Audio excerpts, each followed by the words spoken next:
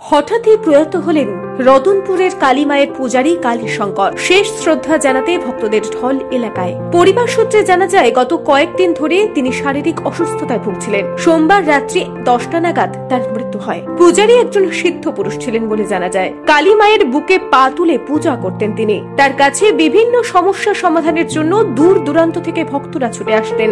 এতেই খ্যাতি ছড়িয়ে পড়ে হুগলি জেলা সহ বিভিন্ন জেলাতে। পূজারী কালীশঙ্করের মৃত্যুতে শোকের ছায়া নেমে এসেছে পরিবারের সাথে সাথে এলাকা জুড়ে। এ বিষয়ে পূজারী কালীশঙ্করের জামাই সুশান্ত মল্লিক জানান, বেশ কয়েকদিন ধরেই শারীরিক অসুস্থতায় ভুগছিলেন তিনি। সোমবার রাতে হঠাৎ করেই মৃত্যু হয় বাড়িতে।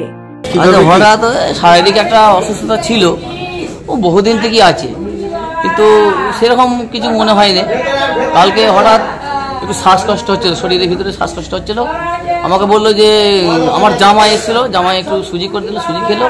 তারপর আমার একটা কাকা হয়, কাকাও ছিল, কয়েকদিনে ধরে আছে, শ্বাসকষ্ট হচ্ছিল বলে আমাকে বললো তুমি একটু মায়ের ঘটের জল নিয়েছো। তো ওই ঘটের জলটা নিয়ে এলুম, নিয়ে এসে খাওয়ালুম, খাওয়াতেই বাস দেহ রাখলো, হার্ট অ্যাটাক হয়ে গেল। তার কথা বলেছে আমার সঙ্গে, আমাকে মা কালীর বিষয়ে অনেক কিছু কথা বলে গেছে, অনেক কিছু ঠাকুর দেবতা নিয়ে বলেছে যে যাত্রীরা আসবে, ভক্তরা আসবে, তাদের তুমি ফুলচাঞ্জল দেবে, অন্তত কাজ তাদের হবে। হ্যাঁ, সবাই তো রামকৃষ্ণ হতে পারবে না, আর সবাই বোমা খাওয়া হতে পারবে না, তবু ফুলচাঞ্জল দিলে তাদের মায়ের, তাদের মানে ভক্তদের শান্তি হবে বা তাদের কাজ হবে। এই কথাটা আমাকে কালকে দুপুরবেলা আধ ঘন্টা আমার সঙ্গে কথা বলেছে। কথা বলে তারপর আমার সঙ্গে এটা হয়েছে ওই 9:45। হ্যাঁ, রাত্রি 9:45 হয়েছে। নিউজ আজ বাংলা, আরামবাগ। তোর ছোঁয়ায় বদলে যায় মন, যতন করে সাজাবো আজ সুখী গৃহকোণ। মন পছন্দের শেষ কথা মানি লোকপ্রিয় মার্বেল অ্যান্ড হার্ডওয়্যার, সততাই আমাদের মূলধন।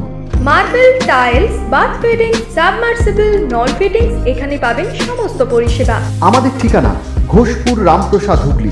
যোগাযোগ 8170926495 অথবা 7363023971। তাহলে আর দেরি কেন, আজই আসুন লোকপ্রিয় মার্বেল অ্যান্ড হার্ডওয়্যারে।